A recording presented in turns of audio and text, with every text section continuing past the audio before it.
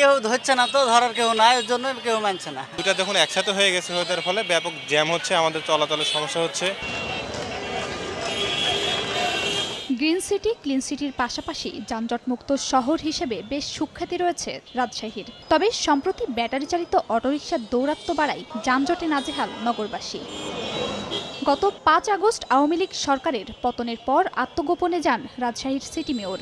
স্থবির হয়ে পড়ে নগর ভবনের কার্যক্রম। নগরীতে অটোরিকশার পালাক্রমে চলার যে নির্দেশনা ছিল, বর্তমানে কেউ তা মানছে না। নগরবাসীর অভিযোগ, ট্রাফিক আইন না মানায় প্রতিনিয়ত ঘটছে দুর্ঘটনা। চরম ভোগান্তি পোহাতে হচ্ছে তাদের। লাল অটো আর সবুজ অটো আলাদা সময় চলতো, দুটা যখন একসাথে হয়ে গেছে, হওয়ার ফলে ব্যাপক জ্যাম হচ্ছে, আমাদের চলাচলের সমস্যা হচ্ছে। মেডিকেলগামী যারা অসুস্থ হচ্ছে তারা কিন্তু সঠিক সময় সেখানে পৌঁছাতে পারছে না। শুধুমাত্র যারা লাইসেন্সধারী বা নিবন্ধিত তারাই শুধু চলতে পারবে, বাইরের কোনো গাড়ি ঘোড়া এখানে চলতে পারবে না।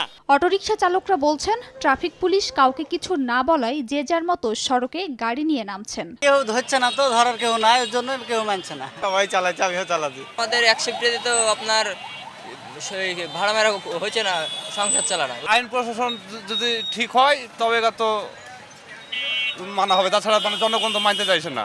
এদিকে সড়কে শৃঙ্খলা ফেরাতে চেষ্টা চলছে বলে জানায় সিটি কর্পোরেশন কর্তৃপক্ষ। জনসংযোগ বিভাগ থেকে আমাদের মাইকিংও করা হচ্ছে, যাতে দুই রঙের গাড়ি দুই বেলাতে চলে। এইভাবে আমাদের কার্যক্রম আমরা শুরু করেছি।